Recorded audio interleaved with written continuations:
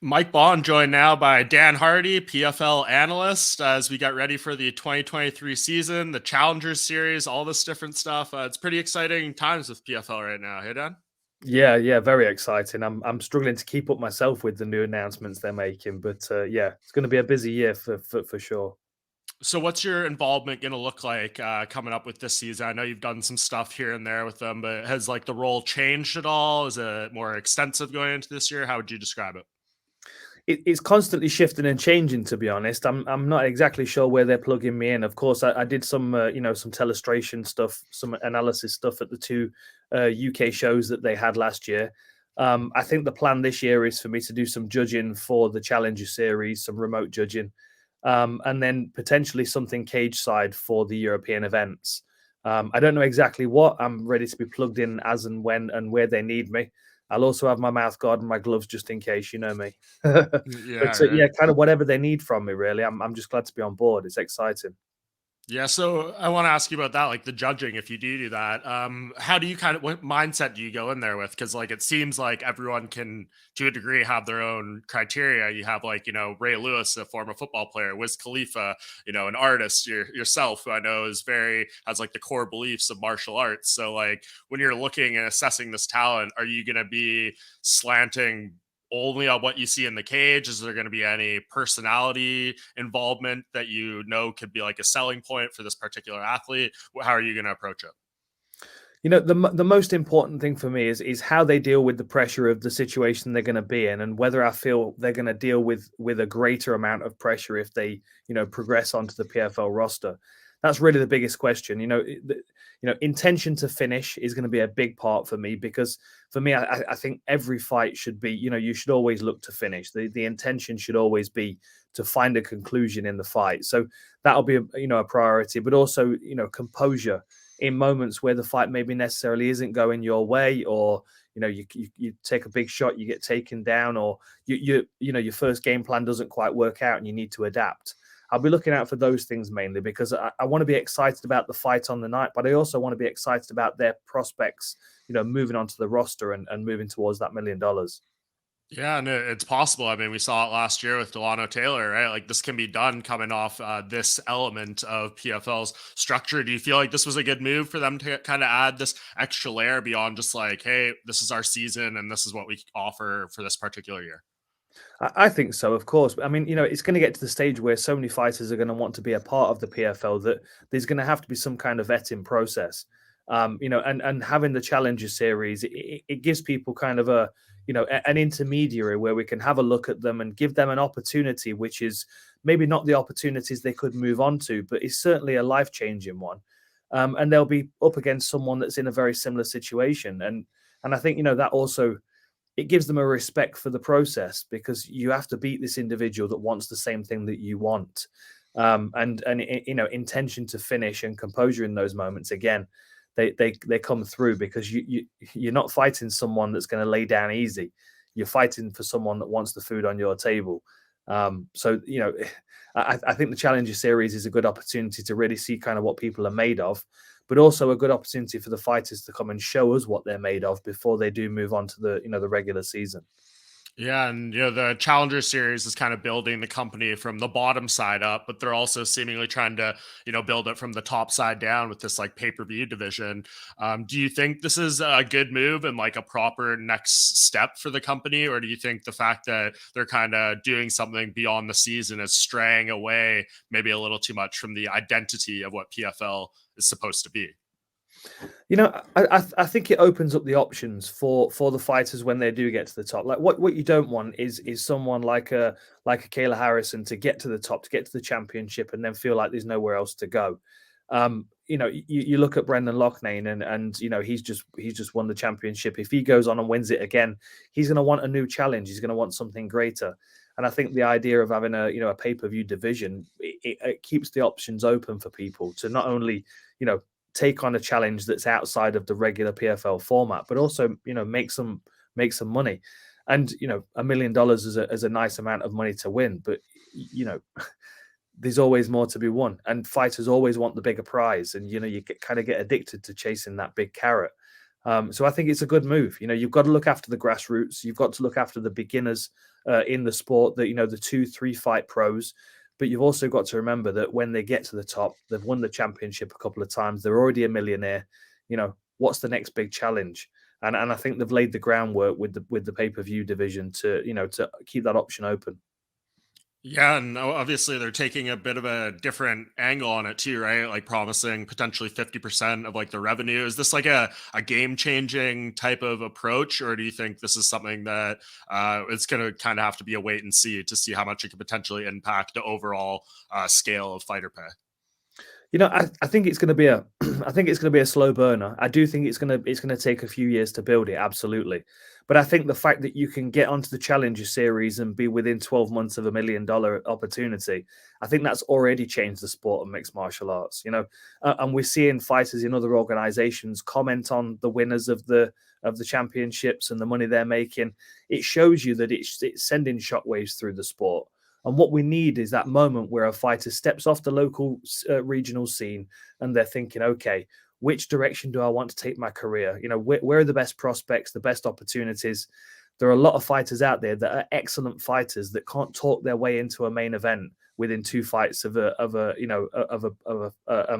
career with another promotion. I feel like this is. It sets a clear path for a lot of fighters that currently are walking in the dark. And that's the best thing for me, because I've been that fighter walking in the dark, not knowing when the next fight's going to be, not knowing when the next opportunity is going to come. And, you get signed to the PFL and you're locked in, you've got work for 12 months, busy work, hard work, but lots of money at the end of it if you're successful. Yeah, and I think all the things you're saying there is very true for, the average fighter, but what about some of these kind of bigger forces outside, like say signing a Jake Paul, right? Like he's obviously completely different from everything we're talking about here. And I think a great move by them for like the, branding, exposure, all that kind of stuff that Jake's name brings. But when it comes to him actually competing, what do you think? Do you think we actually see Jake Paul fight for PFL in MMA? I don't know, to be honest. I mean, I do think we'll get a couple of fights out of him at some point. I don't know how consequential they're going to be to the season and the league, etc., etc. But what Jake Paul does bring is a lot of eyes, a lot of attention, and a very clever marketing mind. I can see him being an important broker for some very big pay-per-view fights for the PFL, and I think that ultimately is where his value comes in. Is people know that he can. He can act like a middleman. He's going to have the fighter's best interests at heart, because that's what he's been about, kind of since he got into combat sports. And yeah, I mean, I think he sees these big opportunities. He's clever at marketing, and I think the PFL could use him very well to broker some big fights. I mean, honestly, like the fight to make right now, get PFL and Jake Paul working on Tyson Fury, Francis Ngannou in MMA gloves. I mean, if that doesn't sell pay-per-views, I don't know what would.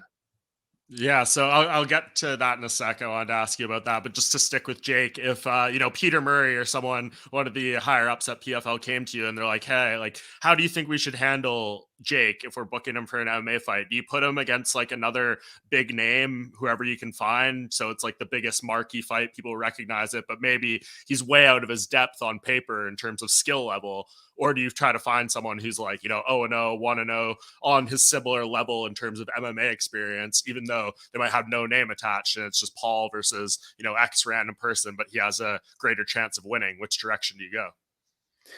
I think ultimately it's the big name fights. I think there are fighters out there that they're big enough names, and they're risky enough to make it an interesting fight. But of course they're past their prime, they're past their best. I'm trying to think of names that come to mind right now. There aren't many around, but having Jake Paul fight in amongst the early pros, I don't think there's a great deal to be gained from that, unless Jake Paul's intention is to show people how difficult mixed martial arts is, because that's ultimately what people will learn from it. They'll go, well, Jake Paul, he was doing well in these boxing matches, but then he stepped over to mixed martial arts and he fought this guy that no one knows, and he got tied in knots. I think he does far more with the promotional side of PFL than anything. But who knows? Maybe they'll give me a call to fight him, and I've always got my mouth guard in my pocket.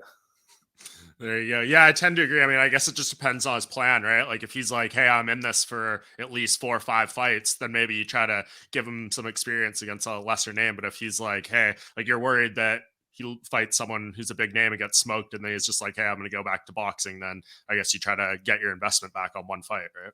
Yeah, exactly. I mean, there are the likes of, there are fighters like, I mean, Mike Perry would be a fun one. Someone like that, someone who's a bit of a wild man, a bit of a banger, but that's going to play into the skill set that Jake Paul's already been developing whilst he works on his grappling skills. I mean, even if you gave him someone like, I mean, Rory is obviously on his way out of his MMA career, but a Roy McDonald right now would just manhandle Jake Paul. It's not even a question. And I think that would be a harsh reality check for Jake Paul fans, because I don't think they realize how much more there is in mixed martial arts that he would have to learn to be remotely as successful as he has been in boxing. Yeah, I can't wait to see if it actually happens. It'll be really interesting to see him step in there if it goes with MMA. But you mentioned the other kind of big name that's lingering out there, Francis Ngannou, before. I mean, like if you're PFL, do you go all in trying to, bring him over? And like you said, do you try to sign him to maybe like a boxing / MMA thing? And then you try to get the Tyson Fury fight done. And then after that, try to make him do some MMA stuff? He's a difficult individual to deal with, Francis Ngannou, because he could very quickly run out of options no matter who he signs with. I think the best thing to do would be to sign a promotional agreement with him that gives him some freedom, because he's his own man ultimately. And if you can get Francis Ngannou come over, say if you match him in a super fight with Ante Delea and he beats the current PFL 2022 champion, you might want him to go and fight say a Derek Chisora or someone in the boxing ring, just to kind of spread the awareness of PFL. And of course, we'd expect him to struggle against most boxers, but it doesn't mean that there's not the possibility that he's going to land that big shot. And we all know, exactly the same as with Mayweather and McGregor, that if they came and fought him in mixed martial arts, pretty much every time they fought, he would win. So, I feel like they've got to have a kind of a bit of a looser agreement with him. I certainly think there are good options for him in the PFL, and I think Ante Delea would be a great fight. And I think that some of the other heavyweights in there, within a couple of fights, could be up there competitive as well. But the one is Tyson Fury, isn't it? I mean, Tyson's keen on it, Ngannou's keen on it. Tyson is one of the few fighters that I feel could really transition to mixed martial arts and be a legitimate heavyweight contender. He's just got fighting instincts, and I think that would transfer very well into mixed martial arts, with him being able to grab wrists and hand fight and do all the stuff that he can't get away with in boxing. If PFL can make some kind of matchup between Tyson Fury and Francis Ngannou, it's worth whatever money they can put on the table, because it would be massive. It would be like Muhammad Ali fighting Antonio Inoki, but in our time. And given the fact that they're heavyweights, it just draws so much more attention. Yeah, it would be a game changer for PFL if they could put that, name attached to it in any way. So you do like this idea of the 4 ounce gloves in a cage, but like kind of Queensberry boxing rules. Chael Sonnen called it the dumbest idea in sports history, but you seem a little warmer to it. Now, the dumbest idea in sports history is slapping someone in the face with no defense. If we can even relate that to sports, look, I'm a big fan of combat sports generally, and I think that a lot is lost when you put boxing gloves on. There's a lot of fighters that get away with weaker defenses in boxing because they've got bigger shields to hide behind. Now, Tyson Fury, if you watch his last fight against Derek Chisora, the way he was sneaking his uppercuts through the guard, even with big gloves, I just feel like he would transition very well to mixed martial arts. If you speak to Tyson Fury's father, Jon Fury, he is a scary individual that's had more fights than boxing matches. Like, there's an instinct for fighting in Tyson's blood, and I think that if you put him in any style of gloves, even with no gloves on at all, he's going to be an absolute handful. And I think what we've learned from the Muay Thai in one championship is that ultimately it doesn't really change too much when you switch the gloves from 10s to 4s, but it opens up channels for striking. And I think with those channels opening up at heavyweight, it makes for far more explosive fights, and it makes it easier, I think, for Francis Ngannou to connect with something meaningful. He would have to be a lot smarter to do it in big gloves against Tyson Fury. Yeah, it'd be really interesting to see how it plays out. It's hard to always get a gauge on Tyson, right? Like he's so good at playing with the media. He says the right thing to get out there, but it always seems to come at a very convenient time for him where he's able to, get some press around his name, and then we don't know what's going to happen at the end of the day, right? Yeah, very true, very true. He plays the game very well, but Oh, he's a he's smart brilliant. guy inside and outside. That fight IQ extends to all facets of combat sports for Tyson, I think. Yeah, for sure. And I know you consider yourself, a major combat sports purist, and you kind of alluded to it there. I mean, how turned off are you by slap fighting? It just looks awful and dangerous to me in a lot of different ways. And the thing I've been battling with is a lot of the things that are being said about slap fighting. I was having to contend with, as you will remember, back in the early days when people didn't think of mixed martial arts like it was a sport. And if we back in those days would have thought to ourselves, one day people are going to be full power slapping one another in the face with no defense for a couple of $1,000s, we would have laughed at one another because we were struggling. Every one of us was struggling to communicate the beauty of mixed martial arts. And the thing that upsets me the most about it is that it's not power slap and MMA. It's power slaps being smashed into MMA, being forced down our throats through Instagram and through social media. I don't like it. I don't want to watch it. I think it's dangerous. I'm disappointed in the Nevada State Athletic Commission. I do not want to see MMA judges and officials around this thing. It's terrible. It really is, and I feel sorry that we're in this state where we have to watch people being given these opportunities. I mean, what was Eric Spicely offered? 2-2. Yep. That's like UFC debut money. It's embarrassing. It's Yeah, not UFC for me, debut money in like the early 2000 too, right? And right? it's Yeah, crazy for someone like Eric Spicely, who, part of the reason why he was let go from the UFC is because he had some issues with his brain scan. And then they're going to try to get him to go on a show where he's getting slapped in the head with no defense. Like it's mind boggling. crazy, crazy. I feel for the people that are being brought in to do it, and I genuinely hope that nothing untoward happens. But it seems like a ticking time bomb to me, unfortunately. Yeah, and it's just crazy. I mean, you listen to some of the interviews. One of the head guys over there did one with John Morgan this week, and he's talking about defense, like closing your eyes as part of the defensive strategy, and rolling, with the slap, even though you can't flinch. Like it all just seems so incredibly backwards. Yeah, I mean, a big part of the beauty of combat sports is the defense, right?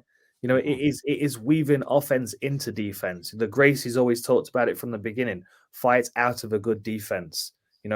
This is where you get to really see where people's composure and skills are at. And there is no real skill or composure in standing and making sure that your eyes are closed when the person whacks you across the face. It's brain cells for money. It's brain cells for money, and that's not a transaction that should be offered to anybody, because there's a lot of people that don't have money and they'll sell brain cells for it. Yeah, it just feels very tone deaf, especially, all the concern around brain trauma. And then, Dana White has his individual situation going on, on New Year's Eve. And it just seems the whole thing just feels extremely tone deaf. Yeah, absolutely. That's a great way of putting it. Tone deaf, and I'm sure they are as well by the time they've taken a few palms around the side of their head. Yeah, absolutely. Well, I guess to transition from that a little bit, what is one fight that you'd like to see PFL make in 2023, whether it's in the pay per view division or something that could come together through the seasons? You know what? Honestly, the animosity that we had going into the Brendan Loughnane Chris Wade fight, I would like to see those two. Of course, I want them to earn their positions back in the cage opposite one another. But I would love to see that one ran back. I really think that was it was a standout game plan for Brendan Loughnane, and I think that Chris Wade would look at that fight and see 100 ways which he could have improved his performance to shift it in his direction. I think Brendan's had a couple of really standout performances, but I do feel like that division is very, very closely matched. You could quite easily see Bubba Jenkins in there, winning this time around. I wouldn't mind seeing that rematch, to be honest, because it would be a really fun one. And Anta Delea, bring over Ngannou. I want to watch Anta Delea against Ngannou. That'd be a hell of a fight. Yeah, that'd be super interesting. Yeah, they got a lot of potential things that they can do this year. And I know, you cover obviously beyond PFL, you do a great job, on your social and YouTube channels, breaking down fights and stuff. What's something that's on the books right now that you're most excited for? Maybe just UFC, Bellator, whatever organization. Honestly, Sandhagen Vera, I think he's a Mm. fascinating battle. Big fans of both of them. Like individually, big fans of both their fighting styles, and I think them coming together, the attitude that they bring, the determination that they have to hurt one another. I think that's going to be a very, very explosive fight, and one that we could see become a trilogy because I can see them both being very competitive, and they both learn very quickly as well. They adapt from one fight to the next, in very impressive ways. So I think a clash between the two of them, especially if it's a hard fought battle, we would see better versions of both of them coming out the other side. Yeah, there's some great fights coming up, and we just saw a great card last weekend in Brazil too. Jamal Hill winning the vacant light heavyweight title. A lot of questions now about this division. If I was to ask you right now, who is the best light heavyweight in the world, who would you say? Assuming that Jon Jones can't make light heavyweight again. Yeah, no, It's Jon yeah. Jones. Okay. I mean, to be honest, if you'd asked me before the weekend, I would have probably said Magomed Ankalaev. I just feel like he's a scary individual that's still just realizing his potential. But after seeing what Jamal Hill did, honestly, I was beyond impressed with him because we know how good Glover Teixeira is, how tough and difficult he is to deal with. He comes back from the dead. He's got great fundamentals. Um, I was very, very impressed with Jamal Hill. And then, you watch the build up shows and watch him doing his groundwork, he's escaping. You could tell he's putting the work in. I would very much like to see Jamal Hill against Alex Pereira because I think it's only a matter of time before Pereira moves up to light heavyweight. And I think that would be a fascinating clash between two very patient, long range strikers that have got power in both hands. As of right now, who's the best light heavyweight on the planet? I would say Magomed Ankalaev. Prohoshka's, of course, a question, but I think it's up in the air. I really think it's up in the air. But Jamal Hill impressed the hell out of me the other day. I wasn't expecting that from him. Yeah, he looks so good. He answered a lot of the questions, right? Like his cardio, the ground game, things like that. He did a lot to kind of put some respect on his name. It was super impressive. Yeah, especially for the position he's in. He was 12 fights into his career. That was his 13th Mhm. fight. Of course, we've had Ciryl Gane fighting for the world title within, under 10 fights as a pro. But I just the differences I've seen in Jamal Hill's game from earlier fights in the UFC to that fight against Teixeira, it was like the opportunity to win the world title made him world championship quality, which is a very cool thing to see and very unusual. It doesn't tend to happen that way. People tend to realize championship quality after they've had the performance, but I think he knew it going in. Yeah, for sure. And you mentioned Ciryl Gane's name there. I mean, how, from your perspective, someone who's going to be doing breakdowns and in-depth, tape study and stuff like this on this fight with Jon Jones, how hard is this one to break down? Because, like, obviously, we know Jon Jones has a whole body of work at light heavyweight, but it's more than 3 years ago at this point. Completely different division. He's training with a new team for the most part. Like, basically everything that we previously saw from Jon Jones no longer exists coming into this heavyweight debut. So, like, how do you kind of get a read on what to expect from Jon in this fight? That's the biggest challenge. Is really we don't know what he looks like. We don't know how he's gonna perform with the bigger frame. Of course, he's got the height and reach for heavyweight. 6'4", 84.5 inches. He could quite easily grow into heavyweight. But then, would he be the same fighter as he was at light heavyweight?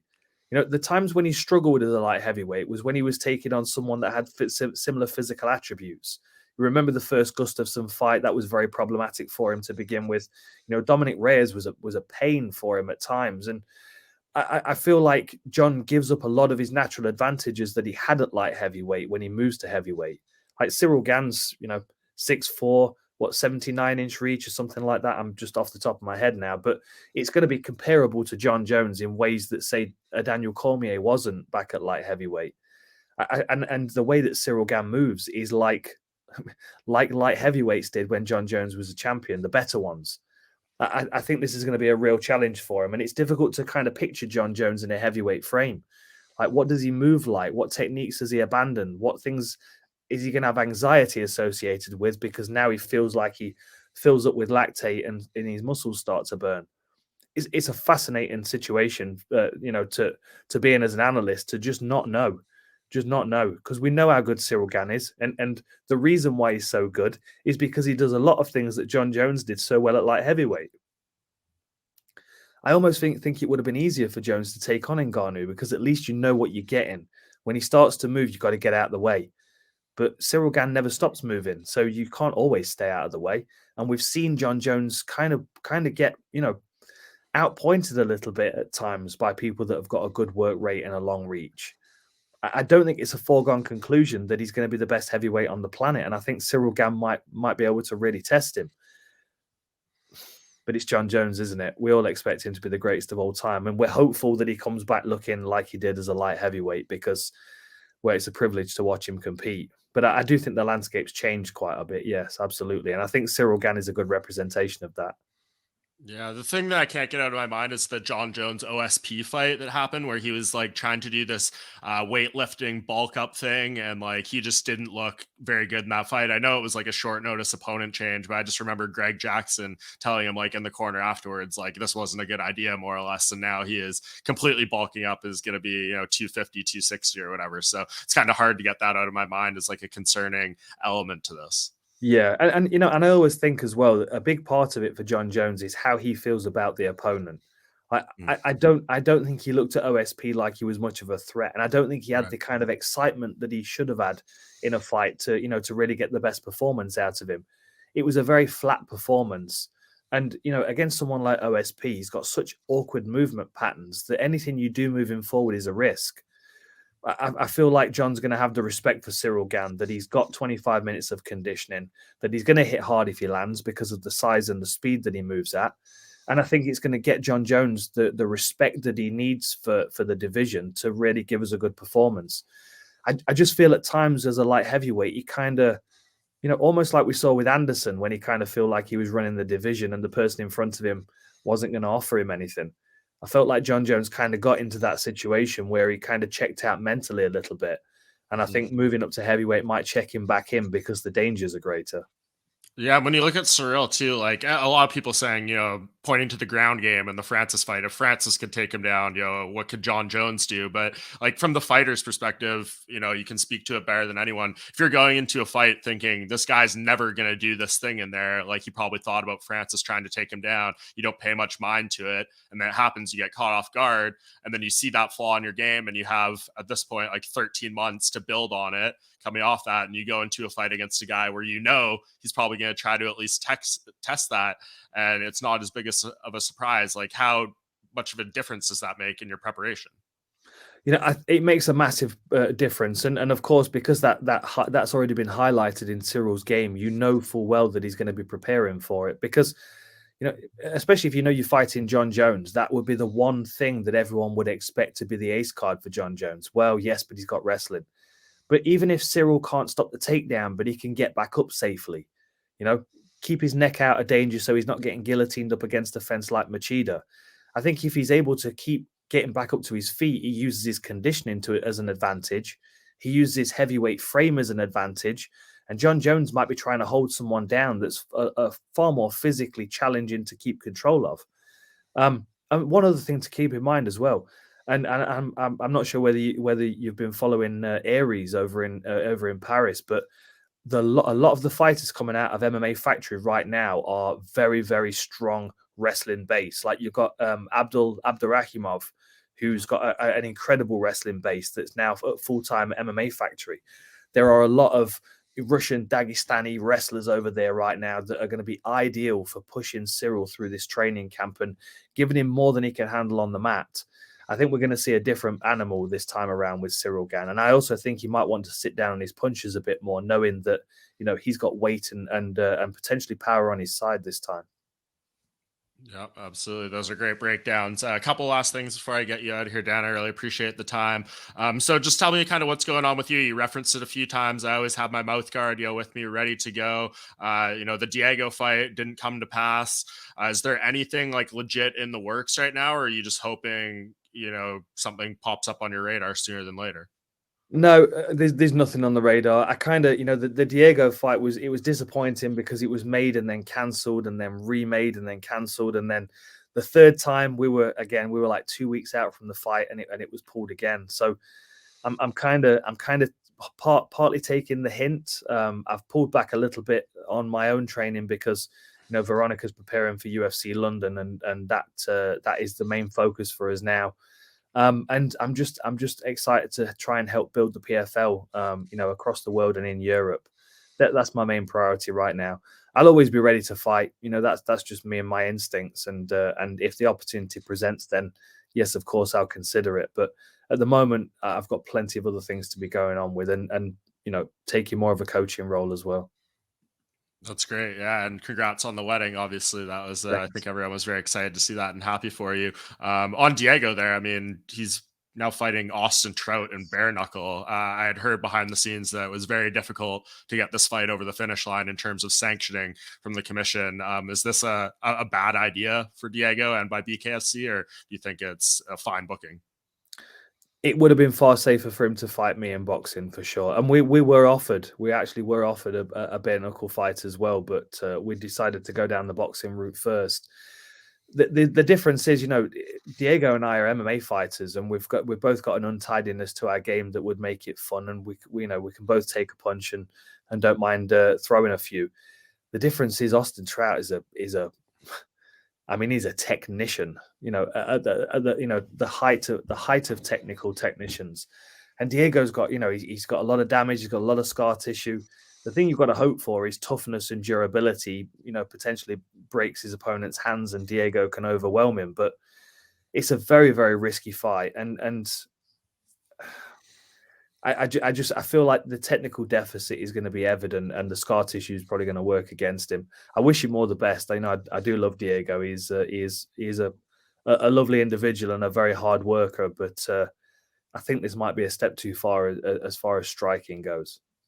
Yeah, I think a lot of us are going to be watching that one through our fingers a little bit, so we'll see what happens. But nevertheless, a lot of exciting stuff going on in your world, Dan. If something as far as competition comes up, I'm sure we'll be thrilled to see you in there. But I'm glad you're happy, both in your personal life with the wedding, and then obviously professionally, you have a lot going on. So that's great to see. Really appreciate the time, and looking forward to seeing you throughout the year on PFL broadcasts. Thanks, mate. Always good talking to you, and I'll be seeing you at the PFL for sure.